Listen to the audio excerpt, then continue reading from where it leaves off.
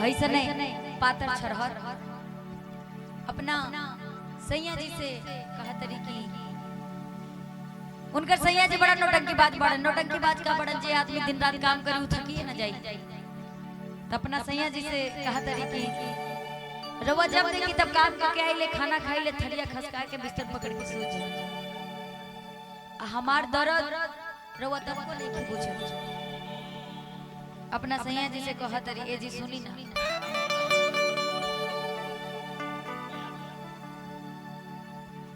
ए जी रवा मिले लगा हम के सतावे में अच्छा जे मेहरारू परेशान रहे कोलगेट वाला दांत दिखाई मतलब जे परेशान रहे तनी भाव द एगो कहावत नहीं सुनले बाड़ू कि उतावा कैसन जेकरा में ताव नहीं खे उतावा कैसन जेकरा में ताव नहीं खे और पड़ोसी कैसन जेकरा में लगाव नहीं खे है ना उतावा कैसन जेकरा में ताव नहीं खे और पड़ोसी कैसन जेकरा में लगाव नहीं खे और वो मेहरारू कैसन जकरा में छाव नहीं खे और कलाकार कैसन जकरा में भाव नहीं खे जी सही बात है जी क्या बात है तनी भाव द आप मेरे पति बन जाइए पति हम बन जाए वो भाई बनाई तभी तो भाव मिलेगा नहीं नहीं छोड़ दीजिए आप बहुत सुंदर लग रहा था हमको बड़ा आप में इंटरेस्ट है अरे वो वाला नहीं हम गाना बजाना छोड़ो कहते हैं लड़की कुल काम बताई तो पगलवा दी कुल आपको पता है अच्छा एक मैं अपनी बात बता दे रही हूँ परिवार है सब मेरे घर परिवार वाले अभी मैं बहुत सुधर गई ठीक है नहीं मैं आप पहले का हमारा वीडियो देखिएगा तो सब ब्लेजर पे ही है ज्यादातर हाँ ब्लेजर पैंट ब्रेठा बांध के है ना तो मेरे घर वाले मतलब बोले कि भगवान इसको किस घड़ी में पैदा किए इसको झूठे लड़की बनाए इसको लड़का बना के भेजना चाहिए था बस जान लो कि भगवान से थोड़ा गलती हो गई इसीलिए तो कह रहे हैं नहीं तो अभी भाई अभी देखो मैं अभी लड़की हूँ आप भी लड़की हो भाव तो कोई बात नहीं चलो हमारी को पति मान लो तो भी पगड़ी बांधना पड़ेगा नहीं तो फांसी लगा के मर जाएगा भावे देवे आइले बड़ो भावे ना देबो अच्छा अबे लगा पगड़ी अभी आपने ना बोला कि वो कलाकार कैसा जिसमें भाव नहीं है भाई यही तो हमरा के चौपट करिए आज तू का हमरा के डाकू बनाओ तो उनको कालिया डाकू चमल घाटी के लुटेरा वाला बांध दे हाँ कितने आदमी थे रे ओ कालिया साहब दो साथो अरे वो सांभा ठीक लग रहे हैं अच्छे लग रहे हैं खूब बढ़िया सुंदर लग रहे हैं ना लेकिन लड़का के कैसे लगता नहीं हम तो लोगन के हंसी आओ तो बेमतलब का तुम बहुत पागल हो कैसे कर रही हो कि इंटर का परीक्षा दी हो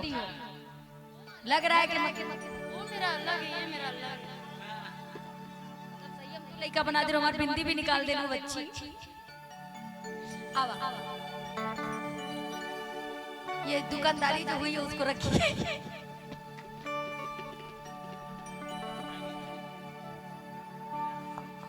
चलो अच्छा ठीक है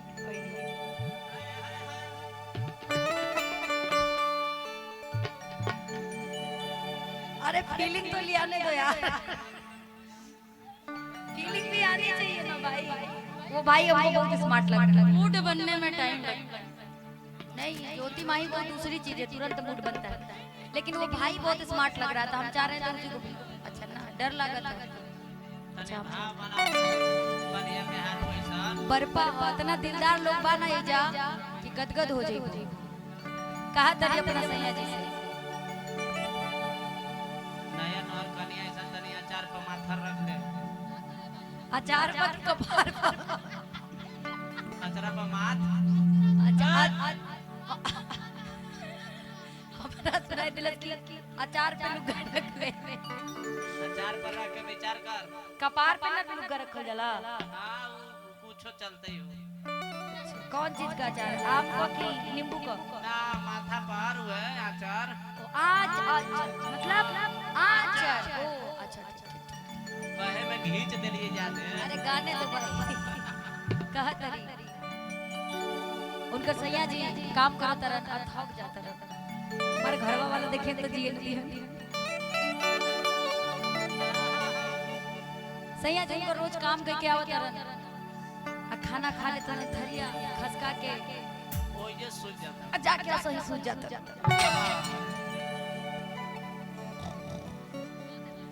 लेकिन अरे यार ऐसे बिना सिंगर बिना एनर्जी के कोई सिंगर कैसे बन जाए? ना ना ना कलेजा चाहिए ओकरा खातिर सूझ जाता रहन ओकर मेहरारू बड़ी परेशान बड़ी करते रही जी। कहाँ बोला ए जी रउआ मिले लका अभी हमके सतावे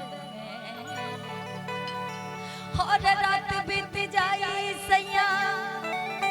रू से मानावे हो तनी धरी ना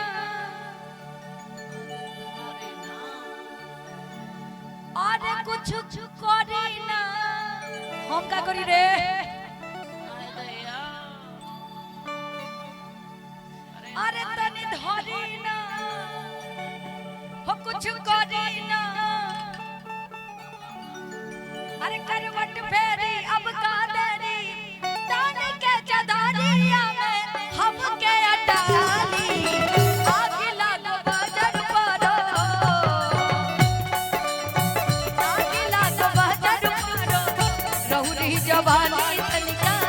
लगवा सुताली हमरा लाड लागे ओ हमरा लाड लागे ओ हमरा लाड लागे ओ हमरा लाड लागे ओ हमरा लाड लागे काहे नहीं बुझातानी काहे नहीं बुझातानी हमर परेशानी तनिका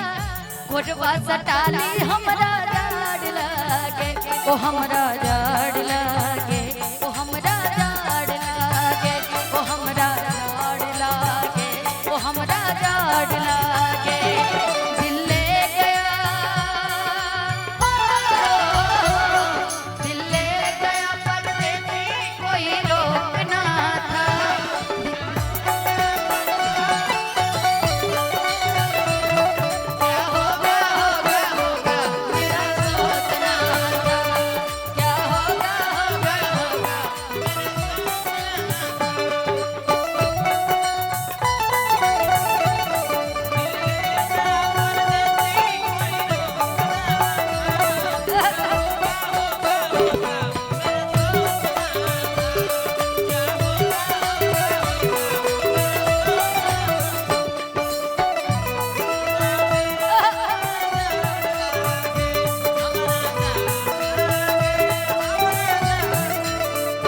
मेहरारू बहादरी रोवा रोवा सिहरे मोरा देहिया न बस में लेके अखबारी पिया डूबी जाई रात में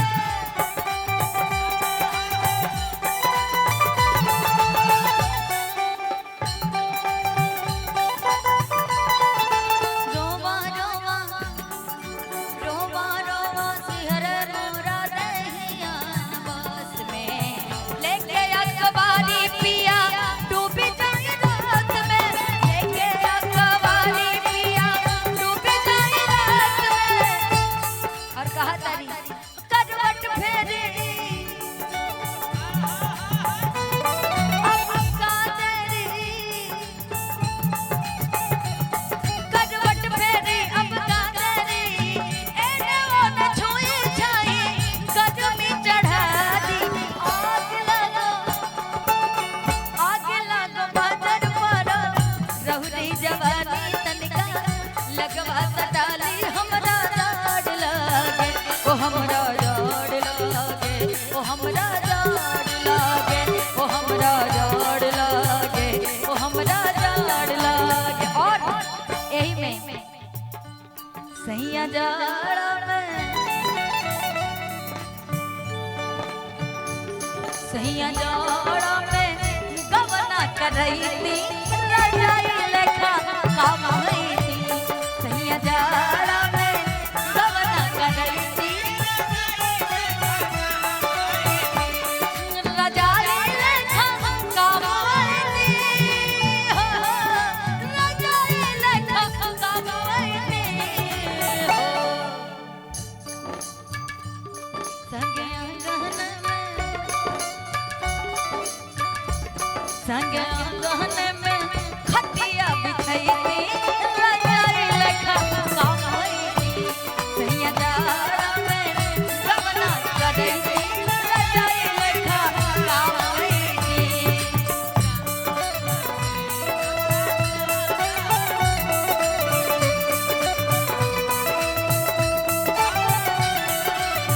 और कहा तारी जैसे बनाला सैया हाँ मारा मारा उठा के पिटा जाए जैसे बनाला सैया नदियर के नसानी वो कहीं फसैती डंगर में डंगरी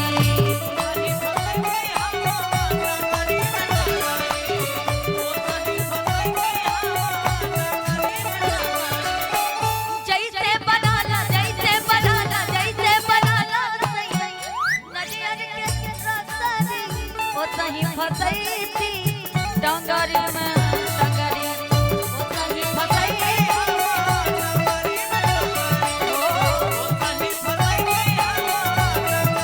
ए जी अकबरिया में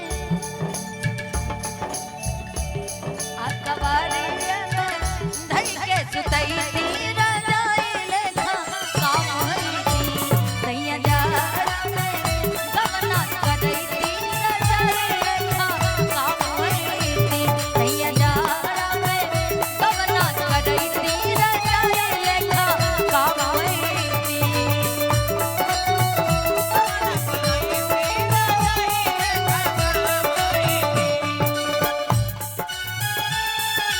भैया ना तेरे वास्ते वो ढोला नैन मेरे जागे रे जागे तेरे वास्ते रे सजना नैन मेरे जागे रे जागे नैन मेरे जागे तुम्हारो कौन लागे तुम्हारो कौन लागे तुम्हारो कौन लागे तुम्हारो कौन लागे तुम्हारो कौन लागे तेरे वास्ते रे सजना तेरे वास्ते रे ढोला नैन मेरे जागे रे जागे नैन मेरे जागे तुम्हारो कौन लागे तुम्हारो कौन लागे तुम्हारो कौन लागे तुम्हारो कौन लागे तुम्हारो कौन लागे सैया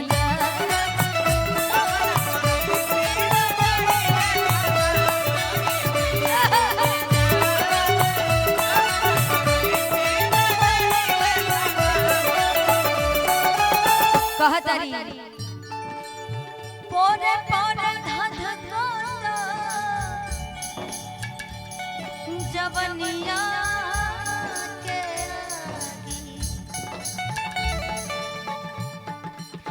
पोरे पोरे धध कोता जवनिया के आगी बिना जोड़ीदार राजा जाड़ा गई भागी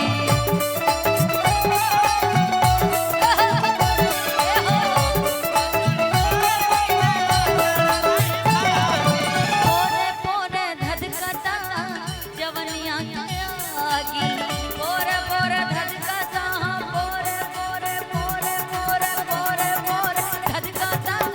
जवनिया के आगी बिना जोड़ीदार राजा जाड़ा कैसे भागी बिना जोड़ीदार राजा जाड़ा कैसे भागी बिना जोड़ीदार अकबरिया में कुछ याद नहीं ना रहा है अकबरिया में धई के सुतैती रजाई लेखा काम